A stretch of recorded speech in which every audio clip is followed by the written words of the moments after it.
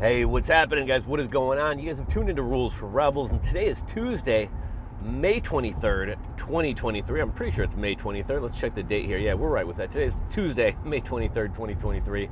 I apologize I missed you guys yesterday. I had a busy weekend this weekend. I have one buddy and a couple clients who are having to migrate from Shopify over to the BigCommerce platform. So I actually had to do a lot of work over the weekend. Had a birthday party on Saturday. I play softball on Sundays. And then yesterday was kind of a crazy day for me too, finishing some of these migrations. So apologize I missed the video. I should be able to get one out to you guys tomorrow and Friday. Today's another rundown video. We're going to be covering the news. We're going to be sharing some business stories, talking about the economy, how markets closed yesterday, a little bit of crypto news to share with you guys, and more. Before we get into that, a lot of times I give some show recommendations, movie recommendations, product recommendations. Got a couple things to throw out there for you. Not sure if you guys have seen that new movie on Netflix called Mother with J-Lo. Pretty good action movie. Not the best movie I've ever seen, but pretty solid Netflix movie if you're looking for something to watch on a Friday, Saturday night, or someday after work. Pretty decent. Also had a kind of a product recommendation. A product recommendation for you guys. I just picked up a battery-powered or electric weed whacker and blower from Harbor Freight. The brand was Atlas, and I always kind of poo-pooed electric or battery-powered, equipment and things like that. If you guys have been watching my videos for a long time, I used to run a couple landscaping businesses. I used to always be in the landscaping truck making videos. And I always kind of like gas-powered stuff. I still don't think the electric stuff is there for like commercial use and things like that. Just the battery life isn't quite there, and it's not quite powerful enough. But man, this weed whacker and blower I got I would put it right up there with some of the commercial equipment I used to have. And it was really, really pretty cost effective as well. The most expensive component is going to be the battery and the charger, but the actual tools themselves aren't that bad. And if you want to expand beyond like a blower and a weed whacker and get a chainsaw or a bush trimmer or whatever else, you can kind of get the entire line and run them off those batteries. So, if you're a recent home buyer or something like that and you need some equipment for the yard, check out Atlas at Harbor Freight. Pretty cost effective. And then I guess a shout out to the sponsor before we start. Shout out to the sponsor of today's video, TEMU. TEMU is an online shopping platform, e-commerce store similar to a Wish.com or an AliExpress. They have some really cool, unique items. The prices are really competitive since it's a newer platform. Almost everything is free shipping. If you guys are influencers, they'll give you a couple $100 worth of free items to make videos and content about. And if you are an affiliate marketer, they have a pretty lucrative affiliate program. You can get $5 per app download, up to 20% commissions, and you get a 30% coupon code to share with your audience. And you're also allowed to share that on coupon sites, which is something that typically isn't allowed by affiliate programs. So maybe an opportunity to make some money there. Without further ado, let's get into some of the news. We'll start by talking about how the markets closed yesterday. The Dow closed down 0.42%, NASDAQ closed up 0.25%, 0.25%, and the S&P 500 closed up 0.016%. Top cryptos are up 1% or 2% on the week, as well as the 24-hour chart. Bitcoin currently sitting at $27,287. Ethereum currently sitting at $1,855. And BNB still holding strong above $300 at $313. Yesterday this video was supposed to come out yesterday. I started making a couple videos, got interrupted, and I just didn't have time to make one. But yesterday was Bitcoin Pizza Day. That marked the day that I guess the first recorded real-world Bitcoin transaction took place. A guy bought 2 pizzas from another Bitcoin user for 10,000 Bitcoins. And so kind of a historical day in the world of Bitcoin, in the world of crypto. So that was kind of interesting. Couple pieces of crypto news. So Voyager, it looks like Voyager, the failed cryptocurrency platform, looks like Voyager customers are going to be getting their money back hopefully sometime around June 1st. You're going to have 2 options. You're going to have 30 days in which accounts are going to be unlocked to where you can move your crypto off of the Voyager platform. If you have coins like the VGX coin or other coins that can't be traded or moved, they will give you USDC for those coins. If you don't do anything, after 30 days, they'll take the value of those coins and issue you a check or put it into your bank somehow. So keep an eye. If you are a Voyager customer, try logging into your account every couple of weeks. Or just make sure you're checking your email for the emails from the attorneys. In other crypto news, Coinbase is going to be rolling out a subscription service. This is kind of interesting.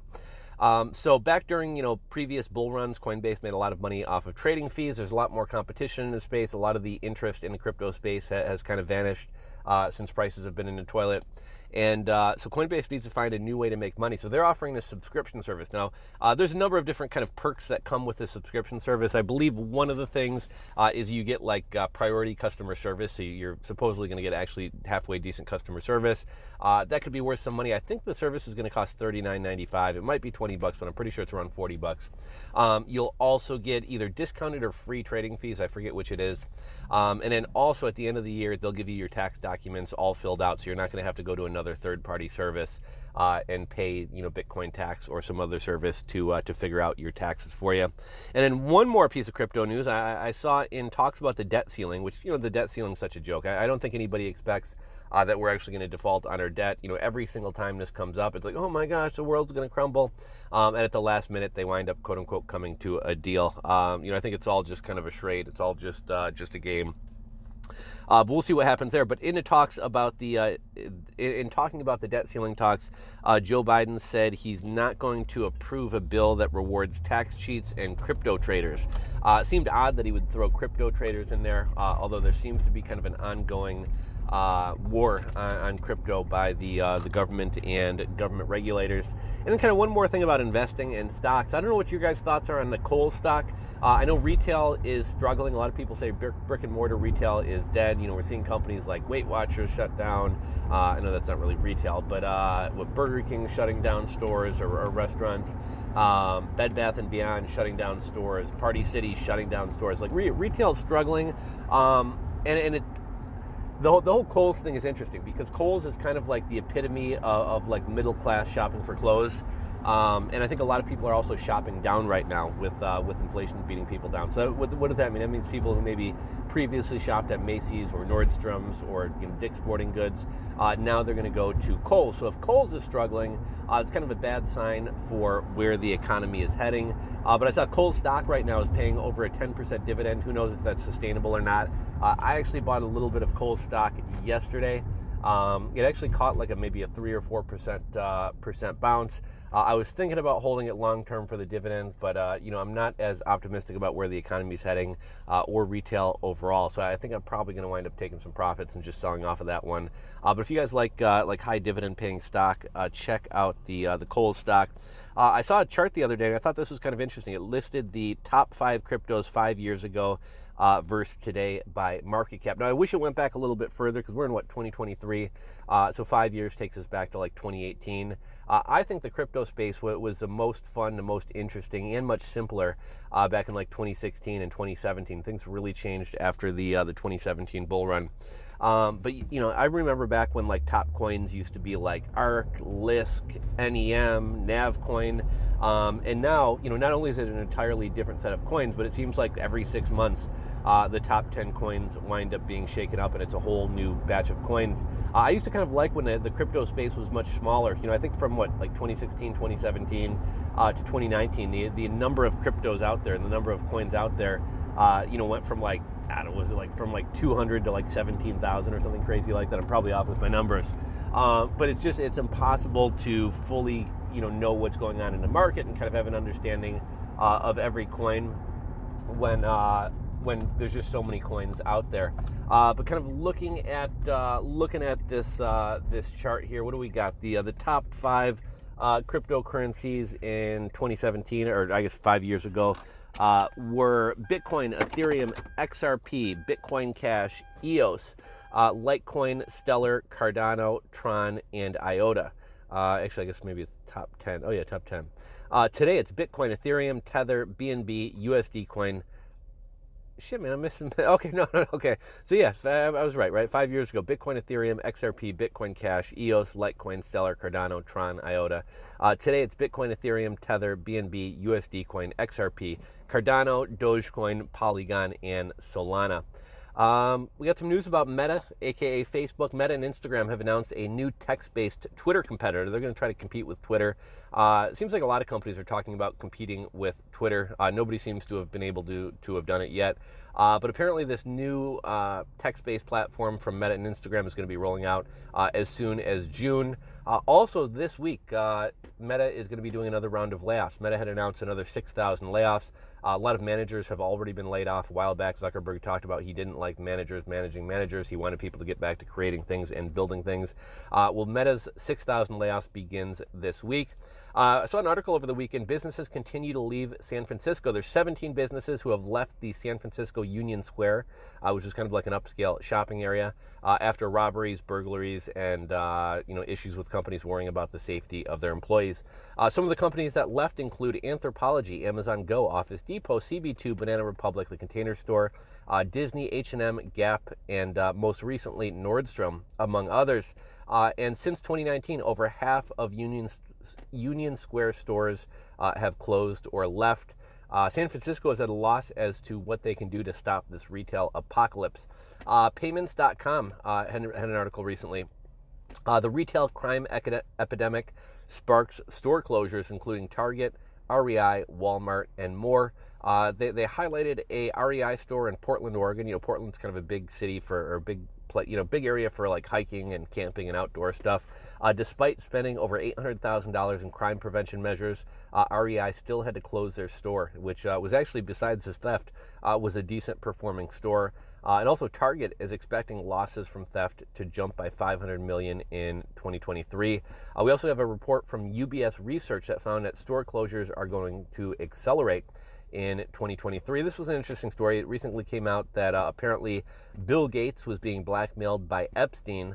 Epstein was threatening to kind of tell that Bill was having an affair with a Russian female bridge player. And, kind of putting my tinfoil hat on here, but we know what Epstein was famous for. And it almost seems like Bill Gates is like, it almost seems like this story was floated out there to let's talk about Bill Gates having an affair with an adult woman as opposed to what he and Epstein might have been doing with kids. But we'll just leave that at that. Recent study by EPG Research found that real estate prices are falling in 75% of cities, though a lack of inventory is still creating bidding wars, over asking prices, and crazy markets in many cities. But one thing that I'm starting to see on like Twitter, Reddit platforms like that, I'm seeing a huge uptick in people, in posts from people who regret buying their home and want to get out. They bought a home 3 months ago, 6 months ago, a year ago, and they want to get out. The reality is that they are likely trapped in these homes. Either the home is worth less than they paid for it, and they would need to come up with some cash to get out of that home. Plus, they're going to take a loss on all the realtor fees and other fees that are associated with buying a home. But also, you can't really trade up right now. Like if they bought a home a year ago and they are willing to take this huge loss, the new home that they're going to get is going to be worse than the home that they sold because interest rates and even though prices are down, prices have still risen from when they bought. Business Insider had an article about how Gen Z workers want to return to the office. We have a whole kind of generation of kids in the last couple of years who pretty much had their college experiences destroyed, lockdowns, remote schooling. They, weren't allowed to go to parties if they were even allowed to go to school or go to the dorms to begin with.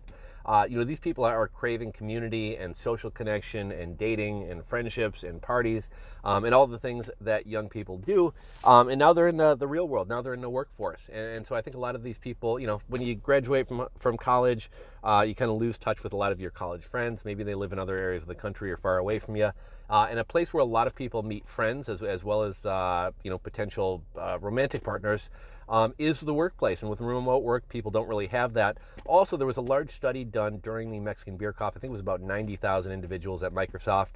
And they actually found that younger workers fresh out of school, they actually wanted to be in the office. They wanted that FaceTime with managers and bosses and the CEO. They wanted those mentorship opportunities, and they didn't feel that they were being trained well enough remotely.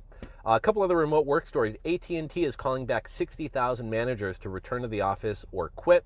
We also got a recent study by tech.co that found that free drinks, this one shocked me, free drinks and coffee was the number one perk that would get people to return to the office. Like, not more money, you're willing to come back for free coffee.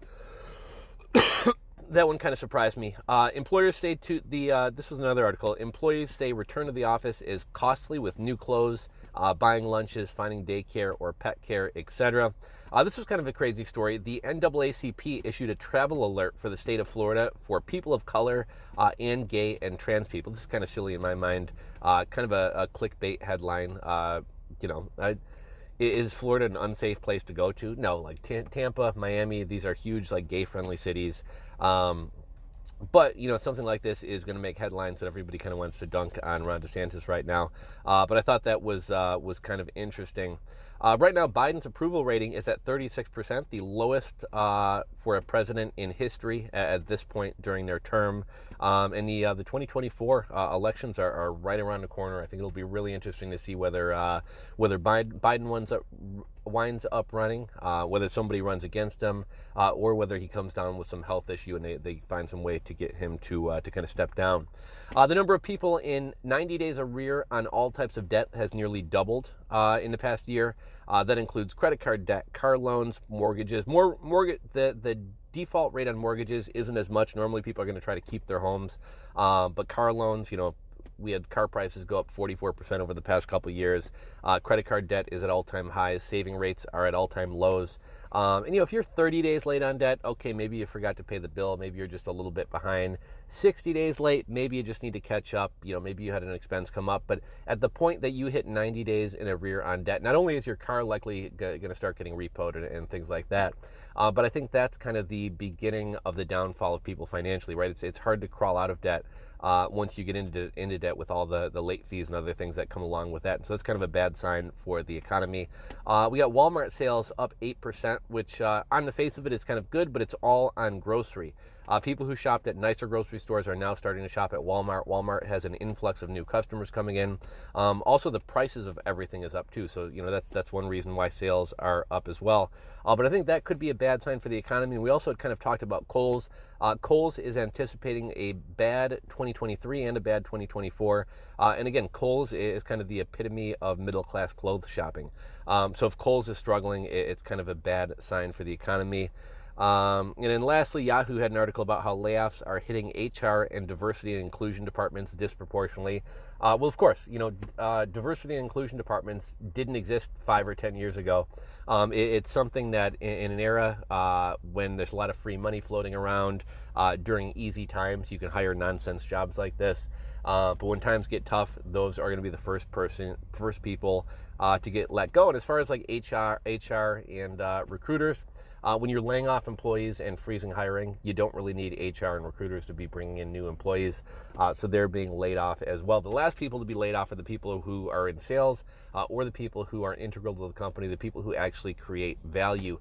But that's all I got for you guys today. If you guys enjoyed the video, give it a thumbs up. If you're not subscribed to the channel, click that subscribe button down below and ring the bell. As always, thank you guys for watching. If you have any comments, thoughts, opinions, or any interesting news stories that you want me to cover in a future video, go ahead and drop those in the comment section below, and I will catch you guys. I'll see you guys again tomorrow. Again, I missed Monday's video, so we pushed it back till Tuesday. So we got a Wednesday video tomorrow. I'll catch you guys tomorrow and Friday. That's all I got for you guys today. Have a wonderful day, and I'll catch you tomorrow. Later, guys.